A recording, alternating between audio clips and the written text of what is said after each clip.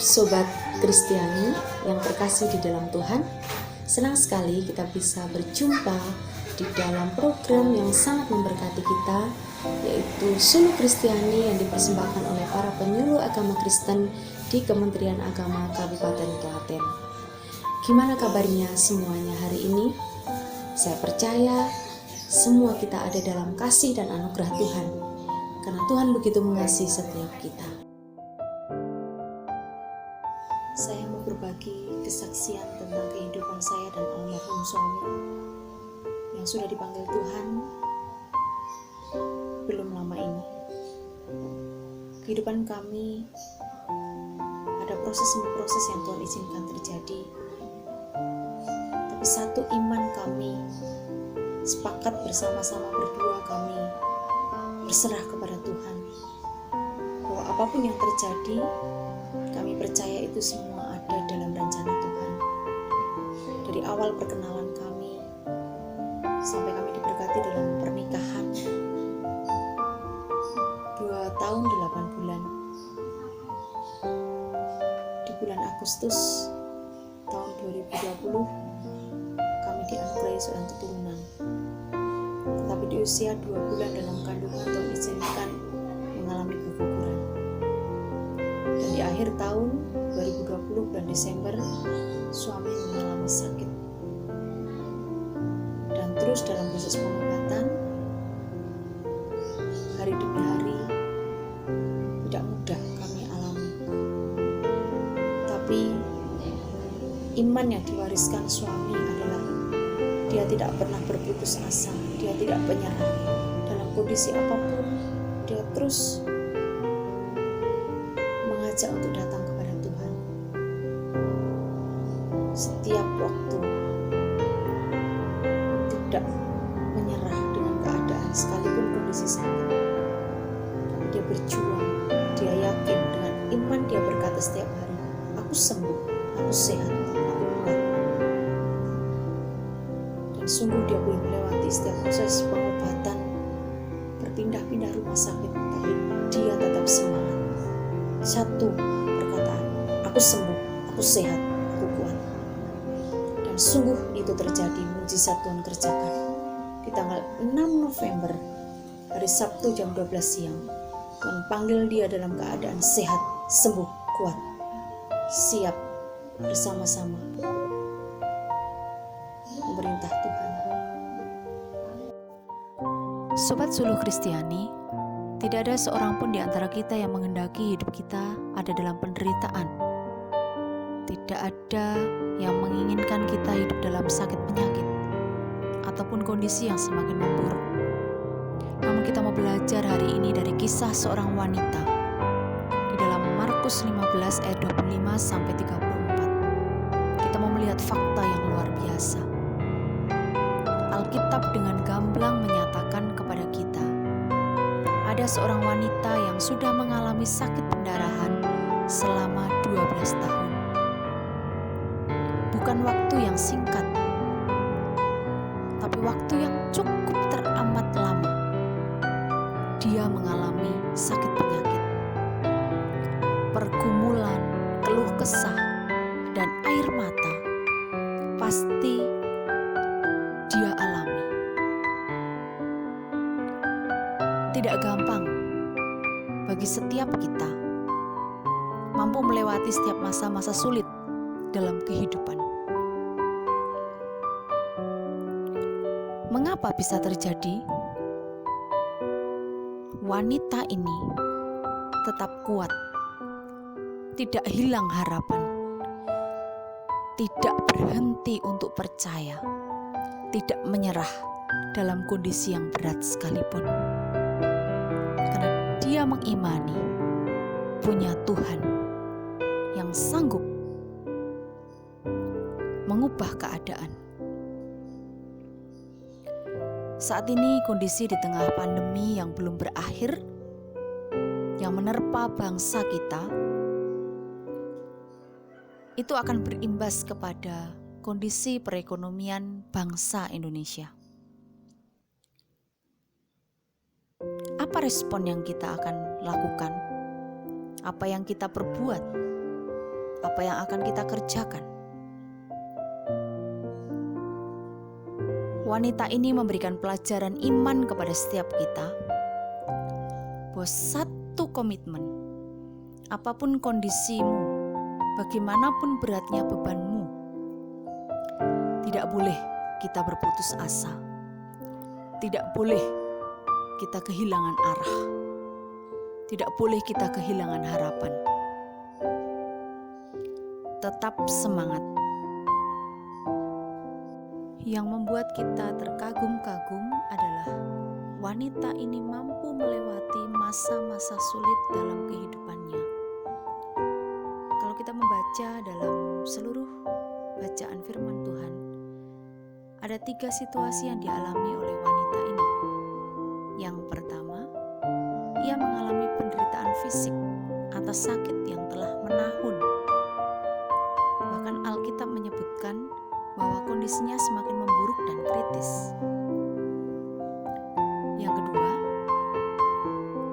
wanita ini mengalami krisis keuangan ataupun krisis ekonomi karena semua hartanya telah habis terjual untuk biaya pengobatannya. Dan hal yang ketiga yang membuat kita semakin miris adalah dia mengalami apa yang disebut sebagai masalah rohani. Imamat Taurat Musa dalam Imamat 15 ayat 19 mengatakan, jika seorang wanita yang mengalami pendarahan, maka dia dianggap najis selama ia mengalami pendarahan itu. Maka dapat kita bayangkan bagaimana kondisi rohani wanita ini. Dia tidak boleh bergaul sembarangan dengan masyarakat umum pada waktu itu. Dia juga tidak boleh sembarangan datang ke bait Allah karena kondisi fisiknya. Apa yang kita pelajari di dalam kisah ini? Perjuangan seorang wanita yang tidak mudah. Yang pertama, satu pelajaran penting yang diberikan kepada kita adalah wanita ini tidak kehilangan arah. Di tengah pergumulan selama 12 tahun,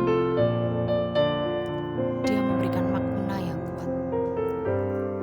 Hari berganti hari, minggu berganti minggu, bulan berganti bulan, tahun berganti tahun.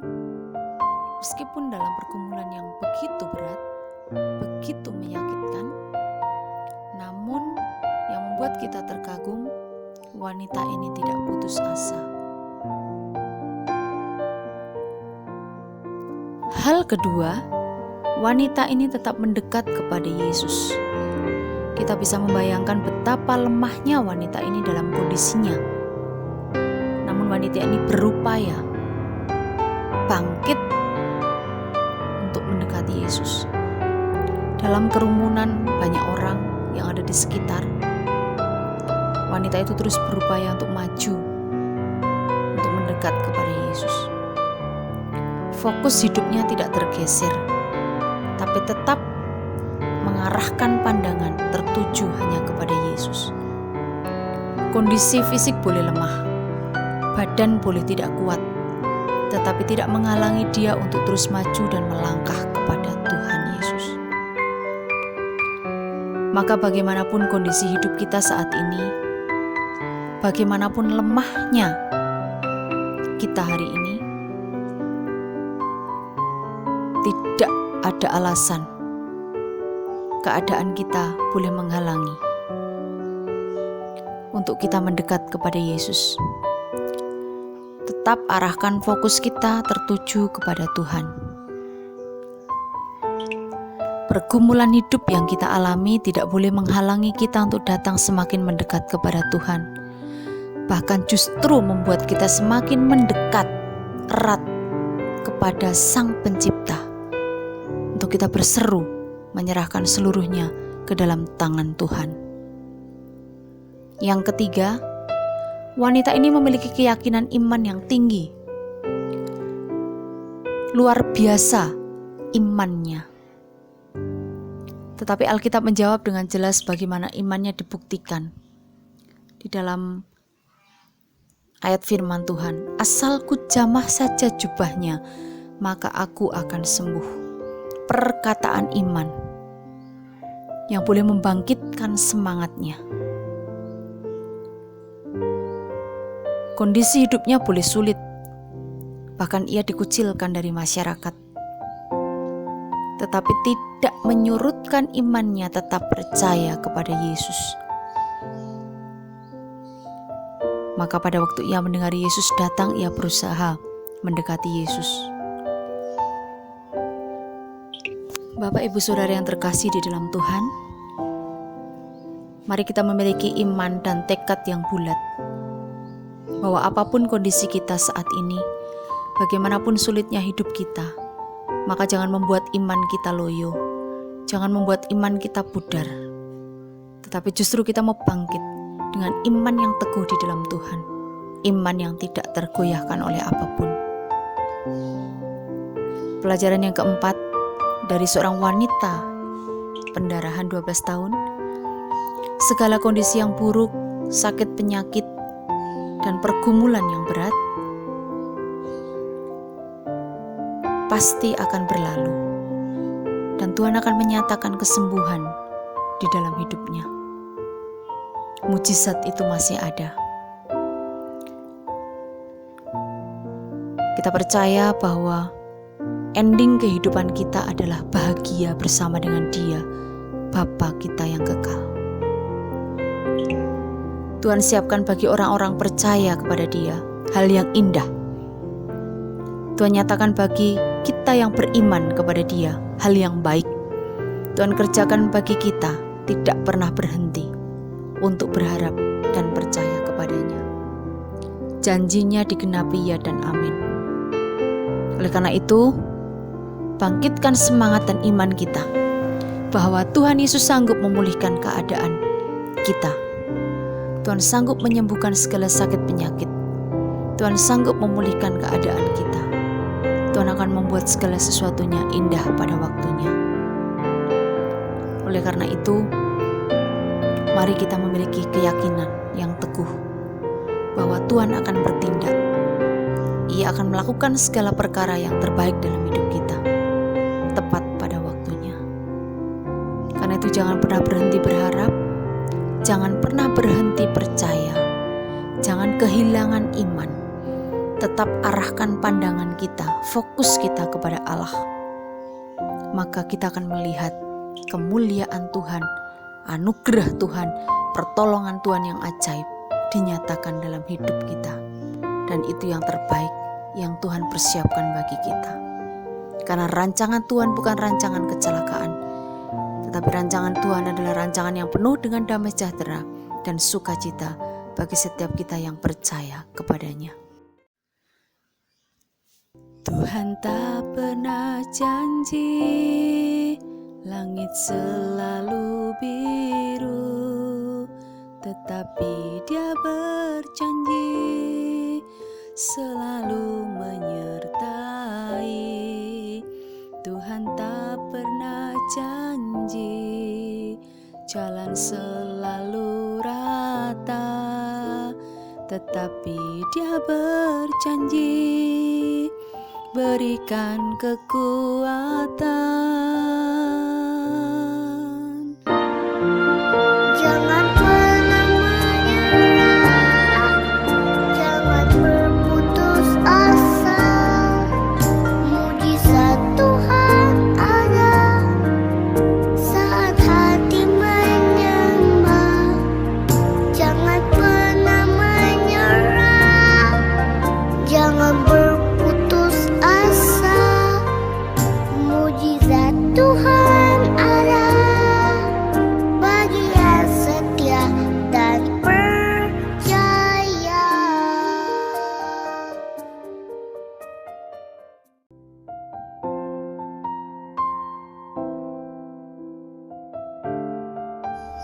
Tuhan Yesus, terima kasih buat cinta kasih-Mu yang boleh kami rasakan sampai hari ini. Kami bersyukur Tuhan Yesus baik dalam kehidupan kami. Ajar kami untuk terus kami berharap kepada Engkau Tuhan, dalam segala kondisi keadaan apapun yang Tuhan izinkan kami alami saat ini, Tapi kami tetap berkata, Tuhan Yesus teramat baik. Rancangan Tuhan lebih ajaib daripada apa yang kami rancangkan. Jangan biarkan kami menyerah. Kami tidak mau berputus asa.